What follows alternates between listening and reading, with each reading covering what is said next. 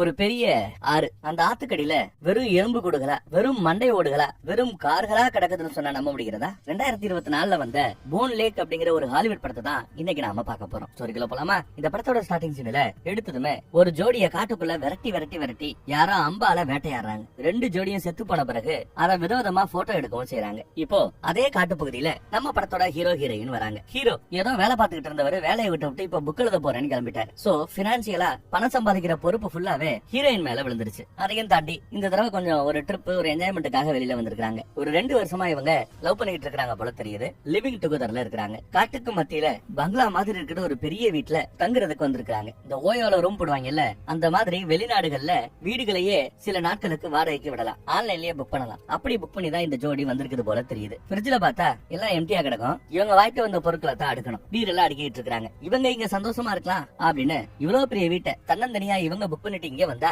இன்னொரு ஜோடி அதே வீட்டுக்கு வந்திருக்குது. இவங்க ஏதோ கன்ஃபியூஷன் வெளியில வந்து பாக்குறாங்க. வந்த ஜோடியும் இல்லையே, நாங்களும் இதே வீட்டை தான் புக் பண்ணிருக்கிறோங்கிறாங்க. எல்லாம் ஸ்மார்ட் தான், கதவுல இருந்து எல்லாமே ஸ்மார்ட். கியூஆர் கோட்ல இருந்து எல்லாத்தையும் ஸ்கேன் பண்ணி தான் உள்ள வரணும். அது எல்லாமே இவங்க 2 பேருக்குமே வேலை செஞ்சிருக்குது. அப்புறம் என்னடா வெளியில உட்காந்து செக் பண்ணி பார்த்தா இவங்க புக் பண்ணது வேற ஒரு வெப்சைட்ல, அவங்க புக் பண்ணது வேற ஒரு வெப்சைட்ல, வேற வெப்சைட்ல புக் பண்ணி இருக்காங்க போல. இப்ப என்னையா பண்றது அப்படின்னு குழப்பம். அப்போ அந்த புதுசா வந்தவ ஸ்டோன் பெப்பர் சிசர் விளையாடுவோமா, யாரு ஜெயிக்கிறாங்களோ அவங்க இங்க இருக்கலாம், தோத்தவங்க இங்க இருந்து வெளியேறணும் அப்படின்னு பேசுறாப்ல. அப்ப கூட இருக்கிற அந்த புது பொண்ணு கொஞ்சம் விவரமா, சின்ன பிள்ளைத்தனமா விளையாடாதீங்க, எனிவே இந்த மாதிரி ஒரு குழப்பம் நடந்ததுனால நாம ரீஃபண்ட் வாங்கிட முடியும், கொஞ்சம் அட்ஜஸ்ட் பண்ணி இங்க தங்கிக்கிட்டோம்னா ரீஃபண்ட் கிடைச்சிடும், ஓசியாவே ஒரு வாரம் நம்ம ஜாலியா என்ஜாய் பண்ணவும் முடியும், அப்படி யோசிக்கலாமே அப்படின்னு ஐடியா பண்றா. அப்புறம் அந்த புது பொண்ணு இந்த மாதிரி மேட்டரை எடுத்து சொல்லிட்டு, உங்களுக்கு சம்மதம்னா இதே மாதிரி நம்ம பண்ணிக்கலாம், நம்ம ஷேர் பண்ணி இங்கேயே தங்கிக்கலாம், உங்களை பார்க்கும்போது எங்களுக்கு ஒன்னும் சீரியல் கில்லர் மாதிரி எல்லாம் தோணல, ஒருத்தர் புரிஞ்சுக்க முடியும், நாம தங்கிக்கலாம் அப்படின்னு சொல்றா புது பொண்ணு. அதுக்கு நம்ம பொண்ணு சரின்னு ஒத்துக்கிறா. ஆனா ஒரு கால் நடுவுல ஏதாவது கிரீப்பியா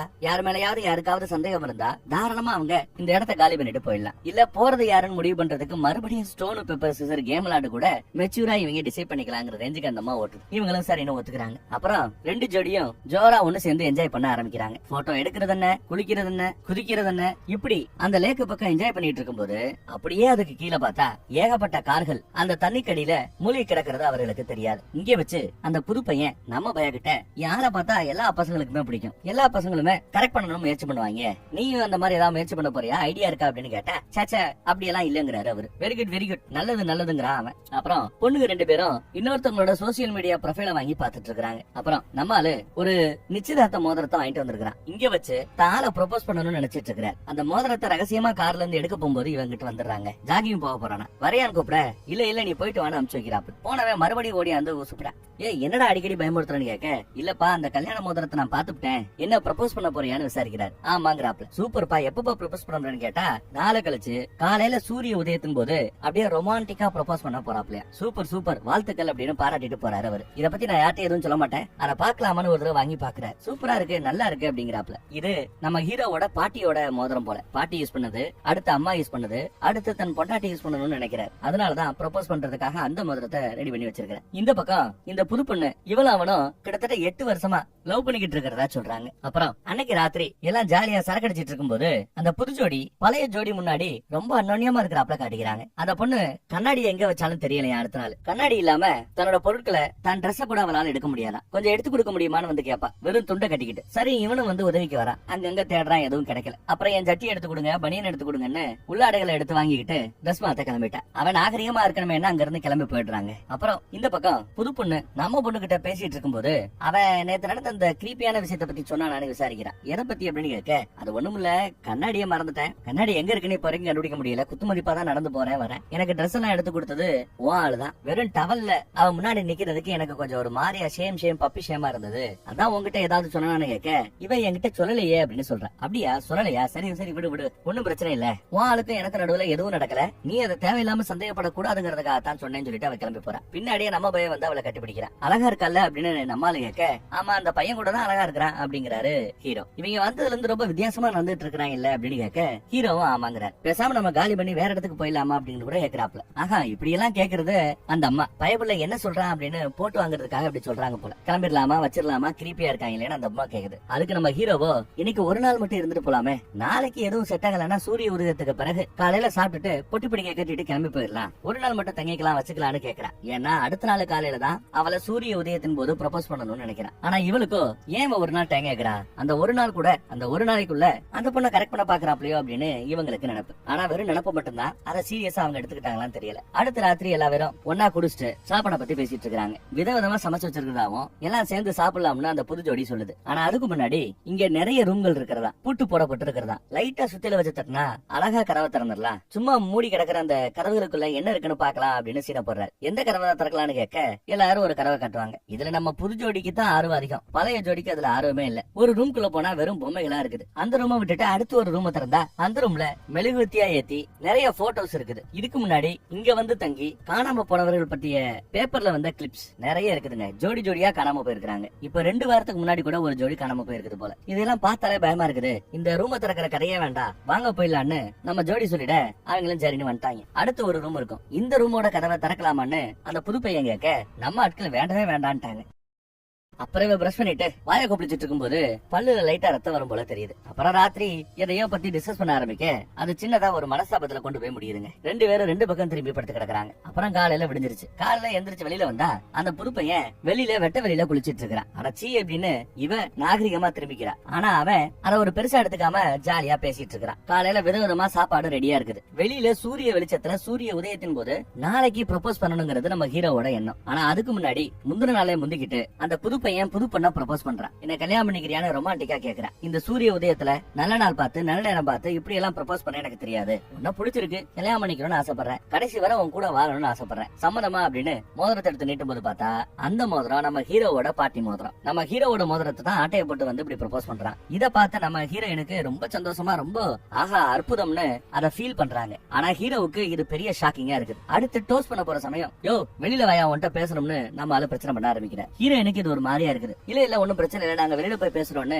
வெளியில அவங்க நாசுக்கா பேசுறதுக்கு வராங்க. இந்த இடத்துல கூட அங்கேயே வச்சு அவன் சட்டையை பிடிச்செல்லாம் கேட்காம, ஏன்னா ப்ரொபோஸ் பண்ணிருக்கான் அந்த பொண்ணு கஷ்டப்படக்கூடாதுன்னு மத்தவங்க ஹர்ட் பண்ணக்கூடாதுன்னு நினைச்சுக்கிட்டு தான் வெளியில தனியா கூட்டு வந்து என்ன நடக்குதுன்னு விசாரிக்க, ஐயோ தப்பா நினைச்சுக்காத, நான் பேனிக் ஆயிட்டேன், அவ ரொம்ப அழகான பொண்ணு, அவ எனக்கு தெரியாம சீட்டிங் பண்றா, வேற யாரு கூட இருக்கிறா, தொடர்புல இருக்கிறா, அதை தெரிஞ்சுக்கிட்ட பிறகு என்னால அமைதியா இருக்க முடியல, இப்படி ஏதாவது ப்ரொபோஸ் பண்ணி அவளை என் கூட வச்சுக்கணும்னு பாக்குறேன், அவ என்னை விட்டு விலகி போன அந்த வழி எப்படி இருக்குன்னு தெரியுமான்னு பயங்கரமா அழுகுறார், சென்டிமெண்டா கொட்டுறாரு. அதனாலதான் அவளை இருக்க வைக்கிறதுக்காக என்ன பண்றது ஏது பண்றதுன்னு தெரியாம உன் மோதிரத்தை எடுத்து ப்ரொபோஸ் பண்ணிட்டேன், சாரி என்ன மன்னிச்சுக்கோ அப்படின்றாப்ல. சரி ஓகே, எது எப்படியோ ஒரு நாள் டைம் கொடுக்குறேன், எப்படியாவது அவகிட்ட பேசி அந்த மோதிரத்தை வாங்கி கொடுக்குற வழியை பாருங்கிறாப்ல. அவனும் சரின்னு ஒத்துக்கிறான். ஆனா இதுக்கு பதிலா நம்ம ஹீரோ ஏதோ புக் எழுத வந்திருக்கான்ல, ஏற்கனவே புக் எழுதி வித்து ஃபேமஸ் ஆன ஒரு பெரிய எழுத்தாளர் ஒருத்தவர் இருக்கிறானா, அந்த எழுத்தாளர்கிட்ட நீ எழுதுற புக்கை கொண்டு போய் நான் கொடுத்து பர்சனலா அவர் படிக்கிற வரைக்கும் அங்க இருந்துட்டே நான் வருவேன், ஃபீட்பேக் கொடுக்குற வரைக்கும் நான் உனக்காக அங்க இருப்பேன், மோதிரத்தை கொஞ்ச நாள் அட்ஜஸ்ட் பண்ணிக்கிட்டேன்னா இந்த ஒரு வாய்ப்பு உனக்கு கொடுக்குறேன்னு சொன்னதும் நம்ம சரின்னு ஒத்துக்கிறான். அப்புறம் உள்ள வந்து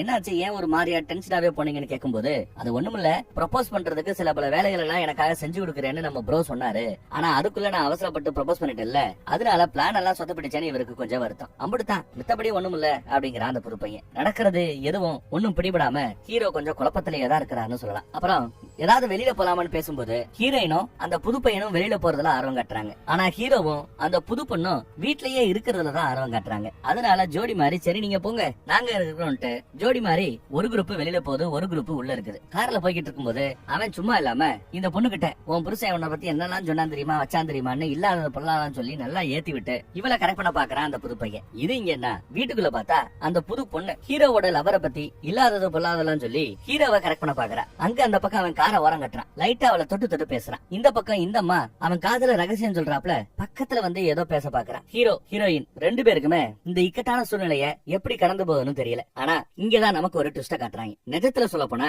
நம்ம ஹீரோ ஹீரோயின் ஜோடி அவங்க இந்த வீட்டுக்கு வரதுக்கு முன்னாடியே இதே வீட்டுல ஜாலியா இருந்தவங்க தான் இந்த புது பொண்ணும் புது பையனும். அங்கங்க இருக்கிற எல்லா ரூம் கதவுகளும் திறந்துதான் இருக்கும். எல்லா ரூமுக்கும் பூட்ட போட்டுட்டு அவங்க வரும்போது சத்தமே இல்லாம கொல்லப்புறத்து டோர் வழியா வெளியில ஓடியாந்தவங்க தான் அந்த புது ஜோடி. ஆனா அது புது ஜோடி இல்ல, அதுதான் பழைய ஜோடிங்கிறது ஹீரோ ஹீரோயினுக்கு தெரியாது. மழை வேற பெஞ்சிட்டு இருக்குது, வெளியில போனவங்க இங்க வந்துட்டாங்க, எதுக்கு இவ்வளவு நேரம் அப்படின்னு இவன் விசாரிக்கிறான். ஹீரோ லேட் ஆயி போச்சு அப்படின்னு ஹீரோயின் போறா. 2 பேருக்கு நடுவுல சண்டையை மூட்டி விட்டுட்டோம்னு அந்த புது ஜோடி சந்தோஷமா இருக்குது. ஆனா இவ அழுதுகிட்டு இருக்கிறா. எதுக்கு அழுகுற, ஆறுதலா பேசுவோம் அப்போன்னு சொல்லி வம்புக்குனே ஹீரோயின் கிட்ட அந்த புது பொண்ணு போய் தப்பு நடந்து போச்சு எங்களை மன்னிச்சிரு அப்படின்னு நல்லா ஏத்தி விடுறா. ஹீரோக்கு இவளுக்கும் தப்பு நடந்து போச்சுங்கிறாப்ல. அதே மாதிரி அந்த பக்கம் கார்ல நாங்க போனோம்ல அங்க தப்பாய் போச்சு மன்னிச்சுக்கன்னு அவன் ஏத்தி விடுறான். இது பத்தாதுன்னு இங்க நம்ம ஹீரோயின் கிட்ட ஒரு போதை மாத்திரையை கொடுத்து போட்டுக்கோ நல்லா இருக்கும் ஜாலியா இருக்கும்னு அவளும் ஒரு மாத்திரை போட்டுக்கிறா, இவளையும் போட சொல்ற. 2 பேரும் மாத்திரையை போட்டுக்கிட்டு மனசுல இருக்கலாம் கொட்டிக்கிட்டு இருக்கிறாங்க. இருக்காங்க. அப்புறம் குளிக்க போறோம் வைக்க போறோம்னு வெளியில டான்ஸ் ஆடிக்கிட்டு குத்தாட்டம் போட்டுட்டு இருக்காங்க தண்ணியில. அப்போ ஹீரோயினோட காலடியில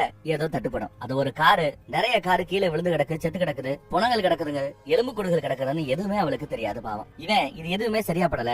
அப்புறம் நீ இந்த கல்யாண மோதிரத்தை கொடுக்கறேன்னு சொன்ன, இன்னும் நீ கொடுக்க மாட்டேங்கிற, நான் யார்கிட்ட போய் எல்லாத்தையும் சொல்ல போறேன் அப்படின்னு விறுவிறுன்னு வெளியில வந்து பார்த்தா அந்த பொண்ணு அங்க காணோம். என்னடா பொண்ணை காணோம்னு ஸ்டோர் ரூம் பக்கம் தேடி பார்த்தா அங்கேயும் இல்ல. மேல பார்த்தா புது பொண்ணு தான் இருக்கிறா. எங்கேயும் ஆளா காணோம்னு விசாரிக்க அப்பயே அவ போயிட்டாளே அப்படின்னு சொல்றா. அவ பார்த்தா போதை தெரிஞ்சு நம்ம ஹீரோயின் உள்ள வராங்க. உள்ள வந்து பார்த்தா அவ போடக்கூடிய அந்த கண்ணாடி அங்க இருக்குதுங்க. அந்த கண்ணாடிய கண்ணுல போட்டு பார்த்துட்டு கண்ணாடியை வச்சுட்டு உள்ள வரா. ஹீரோவும் அவளை தேடி மறுபடியும் உள்ள வரா. ரெண்டு பேரும் பாத்ரூம் பக்கம் பேசிக்கிறாங்க. அப்ப லைட்டா பவர் கட் ஆகுது. இங்க கூட பிரைவசி இல்லாம புது ஜோடி உள்ள வந்து அவங்க கிட்ட பேச்சு கொடுக்க, நாங்க முக்கியமான விஷயம் பேசுறோம், தயவு செய்து நீங்க வெளியில போங்கன்னு வெளியில போக சொல்லிவிட்டு அடுத்து இவங்க ரெண்டு பேரும் பேசி சண்டை போட்டுட்டு இருக்காங்க. அத கதவுக்கு இந்த பக்கத்துல வந்து ஒட்டு கேட்டு ரொம்ப சந்தோஷமா என்ஜாய் பண்ணது இந்த புது ஜோடி. சூப்பர், சண்டை ஆரம்பமாயிடுச்சு, செமல்ல, நமக்கு இதுதான் வேணும்னு என்ன குத்தாட்டம் ஆடிக்கிட்டு இருக்காங்கன்னு கவனிங்க. அப்புறம் அவங்க வரும்போது ஒண்ணுமே நடக்காத மாதிரி கம்முன்னு இருக்காங்க. அவ கோமா போயிட்டா, பிளீஸ் அவளை போய் நிப்பாட்டுங்க, தடுத்து நிப்பாட்டுங்க அப்படின்னு நம்ம ஹீரோ கத்துறான். உடனே அந்த புது பையனும் புது பொண்ணும் நாங்க போய் சமாதானம் பண்றோம்னு சொல்லிட்டு கிளம்புறாங்க. ஆனா நிஜத்துல பார்த்தா கீழே ஒளிஞ்சுகிட்டு இருப்பா ஹீரோயின். இனியா நடந்துருச்சுன்னா உண்மையிலேயே இவங்க ரெண்டு பேரும் உள்ள சண்டை போடலங்க. சண்டை போடாம சைகையிலேயே அவங்க சில விஷயங்களை பேசிக்கிட்டாங்க. இவளுக்கு எங்க இவங்க மேல சந்தேகம் வந்ததுன்னா அந்த புது பொண்ணு போட்டிருந்த கண்ணாடி. பொதுவா அந்த கண்ணாடி போடலன்னா கண்ணு தெரியாதுன்னு சொல்றாள். அப்போ கிட்ட பார்வையோ தூர பார்வையோ கண்ணாடியை போடும்போது உருவம் பெருசாவோ சிறுசாவோ ஏதாவது தெரியணும். ஆனா அது கூலிங் கிளாஸ் கண்ணாடி மாதிரி ஒரு வித்தியாசமும் தெரியல. சோ அந்த கண்ணாடி ஃபேக்கு, அவ பார்வை தெரியலன்னு சொன்னது பொய்ங்கிறத அவர் புரிஞ்சுக்கிட்டா. அங்கதான் சந்தேகம் வந்ததா. அப்ப உடனே நாம இங்க இருந்து கிளம்பி ஆகணும். கார் சாவி எங்கன்னு யோசிச்சா கார் சாவி அவங்க கிட்டதான் இருக்கும் அப்படின்னு இவர் யோசிக்கிறார். அப்புறம் சார்ஜ் வேற போடல போற, காரு எலக்ட்ரிக் காரு, சார்ஜ் போடணும், அதையும் இவன் பாக்குறேங்கிறான் ஹீரோ. அப்புறம் இவங்க ரெண்டு பேரையும் சண்டை போட வைக்கிறதுக்காக அவங்க மாத்தி மாத்தி பண்ண சேட்டைகள் எல்லாத்தையும் அவங்க ஓரளவு புரிஞ்சுக்கிறாங்க. அப்புறம் பாத்ரூம் பக்கம் போய் பார்த்தா அங்க கேமரா இருக்கிறதையும் கவனிக்கிறாங்க. அப்புறம் ஒரு ரூம் மட்டும் அவங்க திறக்காம இருப்பாங்கல்ல, அந்த பூட்டை உடைச்சு அந்த ரூமுக்குள்ள இவங்க போய் பாக்குறாங்க. உள்ள போனதுமே லைட் ஆன் பண்ணி விட்டாச்சு, லைட் எல்லாம் எரியுதுங்க. இங்க பார்த்தா நம்ம ஹீரோ ஹீரோயினுக்கு பிடிச்ச புத்தகம், பிடிச்ச பாட்டு, பிடிச்ச விஷயம்னு நிறைய விஷயங்கள் இங்க இருக்குது. அவங்களோட போட்டோவை கூட பிரிண்ட் அவுட் எடுத்து இங்க வச்சிருக்காங்க. என்னடான்னா ஒரு வாரத்துக்கு முன்னாடி இவங்க இந்த வீட்டை புக் பண்ணாங்கல்ல, அப்படி புக் பண்ணும்போதே சோசியல் மீடியா பக்கம் போய் இவங்க ரெண்டு பேரை பத்தியும் முழுவதுமா ஆராய்ஞ்சு தெரிஞ்சு அவங்கள பத்தி A to Z தெரிஞ்சு வச்சிருக்காங்க. இந்த ரூம்ல எல்லாமே இருக்குதுங்க. இதெல்லாம் ஷாக்கிங்கா இருக்குது. பத்தாவதுக்கு இங்க நிறைய கேமரா இருக்குது. அந்த கேமராவோட கண்ட்ரோல் ரூமே இதுதான் போல.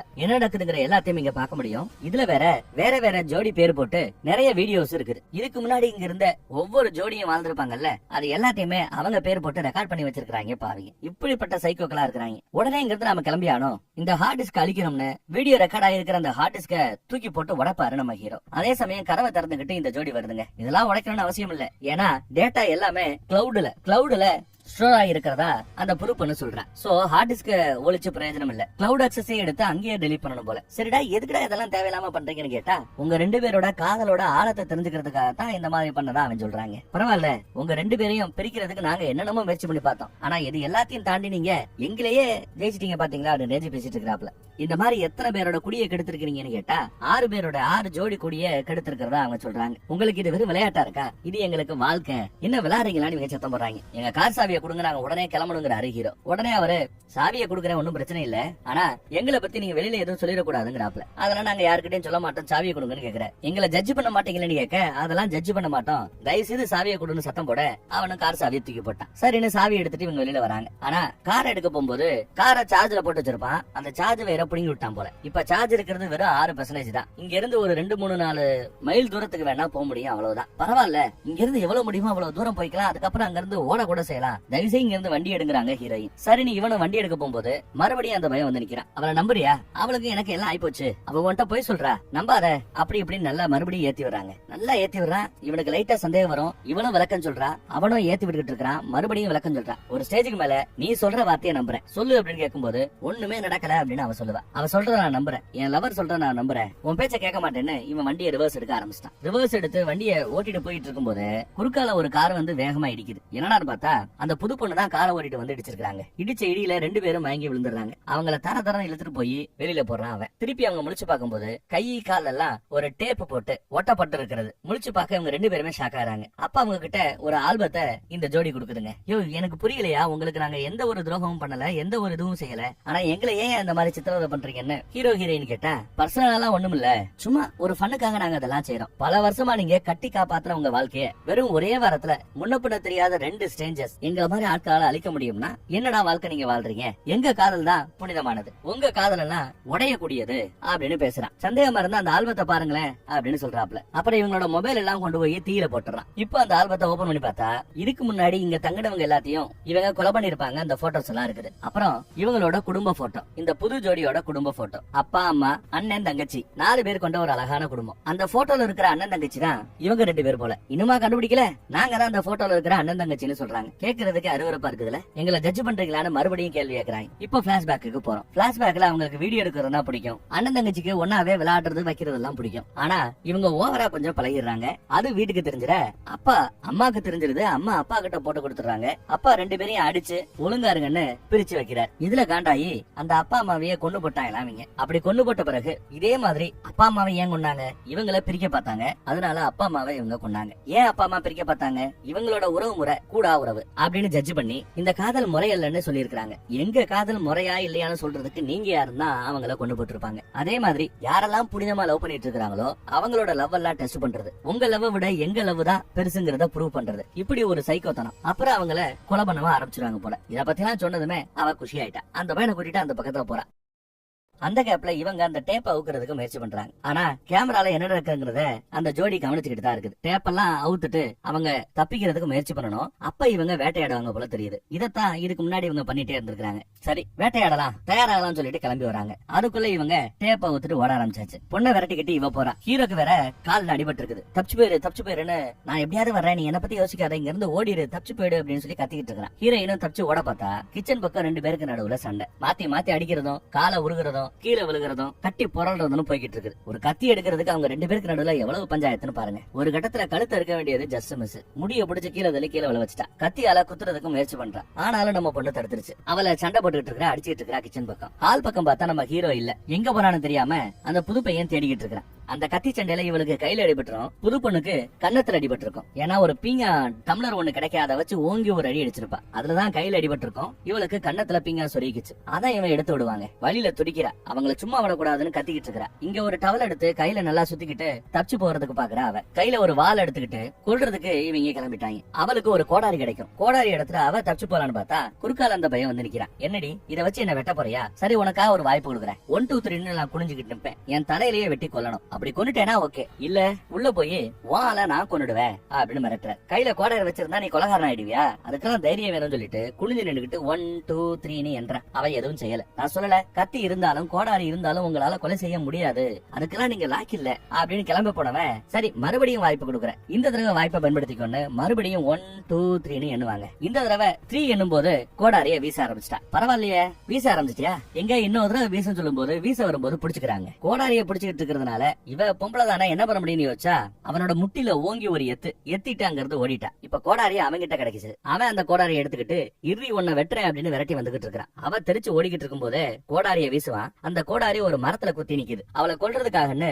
பேட்டரி போட்டு ஒரு ரம்ப மிஷின் அதை எடுத்துக்கிட்டான். கோதரி எடுக்க போறான் போல தெரியுது இந்த ரம்ப மிஷினை வச்சுக்கிட்டு. இங்க உள்ள நம்ம ஹீரோவை தேடிக்கிட்டு இருக்கிறா. அவ ஹீரோ அங்கங்க ஓடி ஒளிஞ்சிட்டு இருக்கிறார். ஒரு கட்டத்துல அந்த பொண்ணும் ஹீரோவும் நேருக்கு நேரா ஹால்ல சந்திச்சுக்கிறாங்க. மாத்தி மாத்தி அடிக்க முயற்சி பண்ணி 2 பேரும் கீழே விழுந்ததுதான் மிச்சம். அவன் காலில் அடிபட்டதுனால தவந்து போய்கிட்டு இருப்பான். அவன் கத்தி எடுத்துட்டு வந்து தொடையிலேயே கத்தியால ஒரு குத்து. வழியில துடிப்பாரு. ஓங்கி காலால ஒரு எத்திட்டு கத்திய பிடிங்கிட்டாப்ல. அவ எத்து வாங்கினவ அப்படியே மயங்கி கிடக்குறா. இவரு தவந்து வெளியில வந்துட்டு இருக்கிறார். காட்டுக்குள்ள ஹீரோயினை தேடிக்கிட்டே இருக்கிறாப்ல வில்லி உள்ள முழிச்சு பார்க்கும்போது இங்க ஹீரோ இல்ல. ஆனா ரத்தக்கரையை ஃபாலோ பண்ணிட்டே போய்கிட்டு இருக்கிறா. அந்த பக்கம் காட்டுக்குள்ள அவனை டிஸ்ட்ராக்ட் பண்ணிட்டு கோடாரி குத்தி இருந்த பழைய இடத்துக்கு ஹீரோயின் வந்துட்டா. அந்த கோடாரிய எடுத்துக்கிட்டா. ரத்தத்தை ஃபாலோ பண்ணி இங்க போட்டெல்லாம் நிக்கும்ல அந்த இடம் வரைக்கும் வந்துட்டு இருக்காங்க. கீழே நம்ம பைய ஒளிஞ்சிட்டு இருக்கிறது மேல இருக்கிற அவளுக்கு தெரியாது. கையில இருந்த ஒரு கம்பியை வச்சு ஓங்கி கால்ல ஒரு ஏத்து. காலை அப்படியே சொருகிட்டு அங்க நிக்குது. அவ லாக் ஆயிட்டா. ஆனு கத்துறா. அந்த சவுண்ட கேட்டுட்டு நம்ம வில்ல இந்த பக்கம் வந்தாதான் உண்டு, இல்லன்னா கடைசி வர அப்படியே நிக்க வேண்டியதுதான். ஹீரோயினை காப்பாத்துறதுக்காக ஹீரோ கத்திக்கிட்டே இந்த பக்கத்துல வந்தா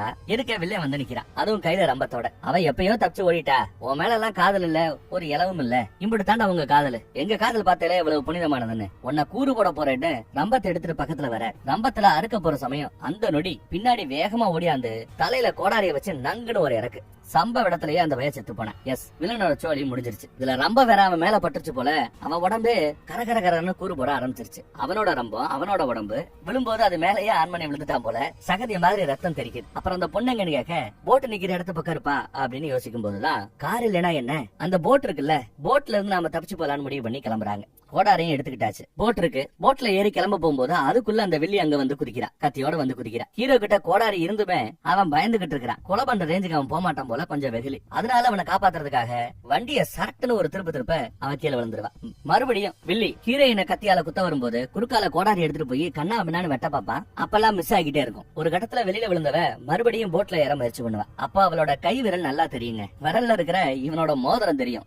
அதை எடுக்கணும்டான்னு விரல்ல ஓங்கி ஒரு வெட்டு. 4 விரல துண்டா போச்சு. அவ உள்ள விழுந்துட்டா. விழுந்தவளை சும்மா விடக்கூடாதுன்னு வண்டியை ரிவர்ஸ் எடுத்துட்டு வாங்குறாப்ல. வண்டியை ரிவர்ஸ் எடுத்துட்டு போய் வண்டியோட அந்த உள்ள என்ஜின் அந்த காத்தாடி இருக்கும்ல, அதுல அவளை நசுக்கணும்னு முயற்சி பண்றாங்க.